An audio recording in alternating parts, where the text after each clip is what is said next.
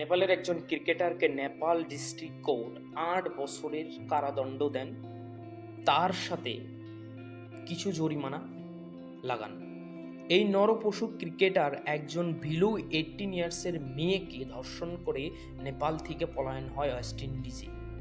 West ইন্ডিজে তিনি CPL খেলেন। Probably CPL খেলার পরেও 6 মাস তাতে পলায়ন থেকে যাওয়ার পরে বিপিএল খেলেন। বিপিএল খেলার পরে প্রবাবলি 2023-এর সেপ্টেম্বর অক্টোবরের ওই দিকে নেপালে রিটার্ন হন। যখন নেপালে রিটার্ন হয়ে উনি কাঠমান্ডুতে পৌঁছান, তখনই নেপালের আরক্ষী তাকে গ্রেপ্তার করে নেপালের আরক্ষীর হেফাজতে রাখেন। প্রবাবলি 2024-এর যখন ফার্স্ট উইকে সাজা শোনান নেপাল ডিস্ট্রিক্ট কোর্ট, তখন তাকে জেলে প্রেরণ করা হয়।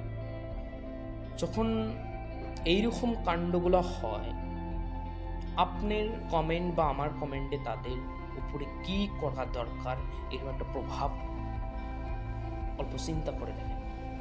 কারণ একজন মা, বাবা, ভাই জানে তার বোন, বেটি বা সন্তানকে কিভাবে বা মেয়ে সন্তানকে কিভাবে মানুষ করতে হয়, কত কষ্ট বহন করতে হয়।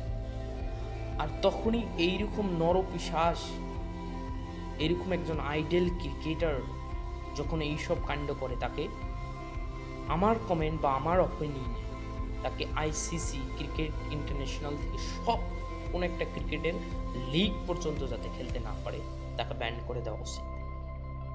প্রবাবলি কোনো লিগে যাতে উনি এন্টার করতে না পারে, এই নরপশু সন্দীপ লামুসেন।